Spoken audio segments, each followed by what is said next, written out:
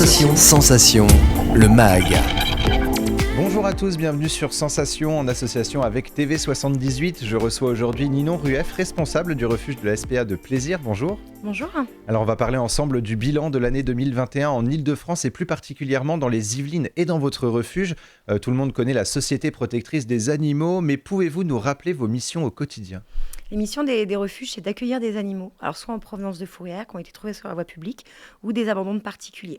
Donc notre travail, c'est d'accueillir les animaux, parfois de les soigner, certains arrivent en très mauvais état, de les resociabiliser, souvent, et de les mettre à l'adoption. Et leur trouver une famille qui va correspondre, qui va pouvoir leur offrir le contexte dont ils ont besoin. Alors justement, vous accueillez les animaux abandonnés ou en sauvetage. Vous suivez toute une procédure pour les tester avec d'autres animaux, avec les humains, afin de créer une sorte de fiche de sociabilité de l'animal. Combien de temps ça prend pour comprendre et analyser le caractère et le comportement d'un animal ?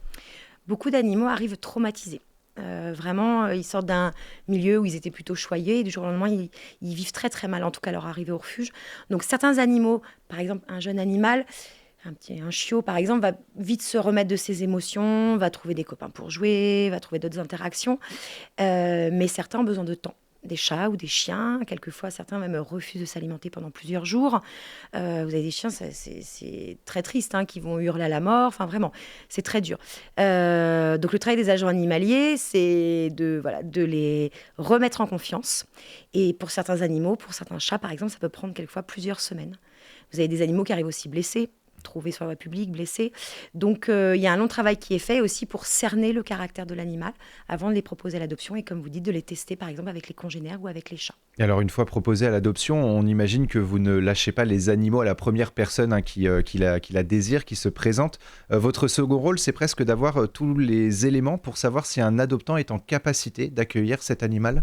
On a besoin de connaître effectivement le contexte des personnes pour avoir une idée de ce qu'ils ont à proposer à l'animal, de leur disponibilité, de ce qu'ils ont comme notion d'éducation, avoir réfléchi en amont à tout ce que ça impliquait d'avoir un animal. Donc, quelquefois, on aborde le sujet, il faut expliquer tout le même jour. Mais en tout cas, l'idée, c'est vraiment que l'animal puisse correspondre à leurs attentes et qu'il soit aussi dans la capacité de gérer cet animal, que ce soit un chat, un chien ou un nouvel animal de compagnie. Alors justement, on voit des fois, il y a des adoptions pour Noël, pour les anniversaires, pour des grands événements finalement en tant que cadeau. Alors malgré tout, est-ce que l'adoptant, la personne qui devra s'occuper de ce chien, doit se présenter justement ? Est-ce qu'il n'y a pas cette notion que l'adoptant, le potentiel adoptant choisit son animal, mais l'animal choisit aussi son adoptant ? Alors, il faut qu'il y ait un bon relationnel qui s'établisse entre les personnes. Pour les chiens, on a des parcs de détente pour que les personnes puissent faire connaissance avec l'animal. Ils peuvent aussi également aller le promener en forêt, passer du temps avec les chats dans les chatteries. C'est important qu'il se passe quelque chose. On a certains animaux et les adoptants qui vont accepter ça, qui vont être très craintifs, très introvertis et qui vont demander du temps pour créer des liens avec eux. Donc cela, effectivement, ça ne va pas matcher, comme on dit, tout de suite. Donc il faut de tout, ça va vraiment dépendre de l'attente des personnes, des futurs adoptants. Et alors début janvier, la Société protectrice des animaux a dressé un communiqué révélateur d'une triste normalité, ce sont les mots du communiqué, face à l'abandon des animaux de compagnie. Les abandons n'ont pas baissé en 2021, ils ont même augmenté. En Ile-de-France, par exemple, 10 691 animaux ont été pris en charge par les 6 refuges de la SPA, dont le vôtre, de la région Ile-de-France. Ce chiffre, il correspond à une hausse de 15% des abandons par rapport à l'année 2020. L'abandon des nouveaux animaux de compagnie a augmenté, lui, de 86%. Alors la SPA indique également que certains refuges sont au bord de la saturation. Quelle est la situation dans les Yvelines ? Là, les refuges sont saturés. On a été fermés pour protéger les équipes pendant la crise sanitaire. Donc là, les refuges rouvrent et on a besoin des adoptants parce qu'effectivement, il ne s'est pas passé grand-chose pendant plusieurs semaines. C'est très compliqué, effectivement. C'est plus compliqué que de simplement pousser la porte du refuge pour adopter. Il fallait que les gens passent par le site internet, soient rappelés, remplissent une fiche, un formulaire. C'était assez fastidieux. Donc là, effectivement, heureusement qu'on rouvre parce que on a besoin d'oxygène, on a besoin de placer des animaux pour pouvoir en accueillir d'autres. Il y a énormément de demandes d'abandon en attente. Et on parle souvent de périodes où la demande, ou en tout cas le désir d'adopter est plus fréquent. Est-ce que c'est le cas au sein des refuges de la SPA ? Est-ce qu'il y a des périodes de l'année où les personnes veulent plus adopter ? Oui, on a des périodes comme par exemple à partir de la rentrée jusqu'à fin d'année. Il y a un élan vraiment d'adoption. C'est des périodes de grande activité dans les différents refuges. Et des périodes plus calmes comme par exemple la veille des grandes vacances scolaires. Les gens justement qui veulent anticiper l'adoption vont attendre d'être revenus pour pouvoir s'organiser correctement pour les prochaines années avec leur nouvel animal de compagnie, chien, chat ou NAC. Donc effectivement, il y a des hauts et des bas, c'est fluctuant. Et malheureusement, les abandons, il y a des périodes aussi plus importantes et ça ne correspond pas forcément aux périodes où il y a le plus d'adoptions. Et alors, il y a de nombreux potentiels adoptants qui, quand ils viennent à la SPA, ont un petit peu peur justement de l'éducation d'un animal. Ça peut toujours faire peur, même si on est prêt à avoir un animal. Voilà, l'éducation est toujours un petit peu compliquée. Est-ce que vous pouvez leur donner des outils justement pour leur permettre d'éduquer leurs animaux? Alors, de plus en plus, même le refuge propose des cours d'adoption pour les adoptants, des cours particuliers actuellement. C'est un plus pour effectivement que les personnes qui acquièrent un animal un petit peu plus difficile que d'autres, un chien qui va être actif en laisse par exemple, avec certains congénères ou en croisant un vélo. Donc, les agents animaliers, qui sont éducateurs canins aussi, vont accompagner les adoptants sur ce chemin-là. Et puis au moment justement de la rencontre avec un animal lors d'une démarche d'adoption, l'idée c'est aussi de tester un petit peu les compétences ou la motivation des personnes pour que l'animal qu'on leur confie ne leur donne pas trop de travail et que ça n'aboutisse pas à un échec. C'est le principe vraiment d'une adoption responsable. Oui, éviter justement de réabandonner finalement l'animal et de le retrouver encore une fois au refuge. Tout à fait. Et la SPA a déjà publié des vidéos et organisé des campagnes de sensibilisation. Au sein du refuge, vous avez participé plusieurs fois à des documentaires pour une chaîne de télévision. Vous organisez également des portes ouvertes et souhaitez sensibiliser les potentiels adoptants. À en voir les chiffres, on a l'impression que la condition animale n'est pas encore assez importante dans la société. Quel est votre ressenti ? Il faut continuer. Il faut continuer. C'est toujours à améliorer. On sensibilise aussi beaucoup le jeune public.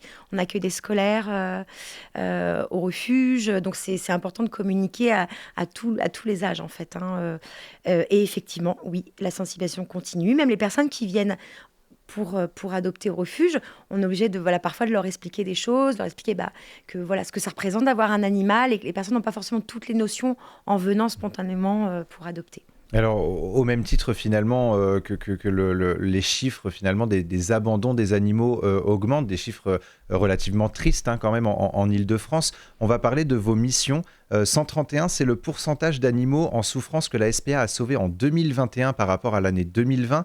349, c'est le nombre d'audiences qui se sont tenues et dont la SPA s'est constituée partie civile avec dépôt de plainte. On parle de la France entière. Au même titre que les abandons augmentent, vos missions évoluent aussi. Oui, on a des bénévoles qui sont recrutés dans les différents refuges pour justement faire le suivi des signalements de maltraitance. Les signalements de maltraitance, puisqu'il y a quand même une sensibilisation plus pointue du public, donc quelqu'un va être plus sensible à la cause animale en général et donc va plus facilement signaler une potentielle maltraitance. Donc les équipes des différents refuges sont très sollicitées, donc c'est le travail des bénévoles délégués enquêteurs qui sont affectés à ces missions-là et effectivement ça peut entraîner sur des réquisitions à l'aide des autorités locales et donc des procès pour maltraitance. La législation s'est quand même améliorée cette année. Il y a eu une évolution favorable pour la cause animale avec une augmentation des peines encourues pour maltraitance, pour cruauté. Après, derrière, il faut aussi que ça puisse s'appliquer et que toute la machine judiciaire puisse suivre parce qu'il y a beaucoup de signalements et beaucoup d'enquêtes en cours. Et on peut espérer justement qu'avec le prochain quinquennat, on est en pleine campagne présidentielle. Est-ce qu'on peut espérer que justement les droits des animaux puissent évoluer encore? Alors ça va évoluer parce qu'on sait que par exemple dans 2 ans, les animaleries vont fermer. Donc voilà, il y a des choses qui ont été décidées dernièrement qui vont petit à petit se mettre en place, qui vont certainement aider. Là, la SPA voudrait vraiment militer là, pour les NAC, les nouveaux animaux de compagnie, qui subissent le même sort finalement, les effets de mode, le coup de cœur, l'achat impulsif que les chiens ou les chats, et qui se retrouvent abandonnés en masse. Et là, effectivement, on est en plein dedans. On a explosé le nombre de NAC accueillis, c'est-à-dire cochons d'Inde, lapins, hamsters, souris. Actuellement, on a une trentaine de souris à l'adoption. Et je le rappelle, c'était 86% d'abandon en Île-de-France pour l'année 2021. Alors, on va finir avec un projet que vous avez, c'est le passage à crapaud à la forêt de Rambouillet jusqu'à fin avril. Alors, dites-nous un petit peu plus sur ce projet. Donc, la SPA participe aussi à la protection de la faune sauvage. Donc, depuis une vingtaine d'années, la SPA de Plaisir installe en forêt de Rambouillet un passage à crapaud. C'est pour leur faire traverser une route qui est meurtrière. Donc, les animaux sont capturés dans la nuit lors de leur passage et ramassés tous les matins, comptabilisés. Ça permet de faire un inventaire l'inventaire aussi, et de sensibiliser les jeunes. Pareil, on accueille des classes qui viennent sur place et des adultes qui viennent aider, des gens locaux aussi qui sensibilisent pour cette cause-là. Donc voilà, moi je suis fière de représenter la SPA aussi pour la faune sauvage. Et vous montrez que vos missions sont plurielles. Merci beaucoup Ninon Rueff d'avoir été avec nous sur Sensation. Pour plus d'informations, on peut se rendre sur le site spaplaisir.fr. Et pour revoir ou réécouter cette émission, rendez-vous sur notre site et application Radio Sensation.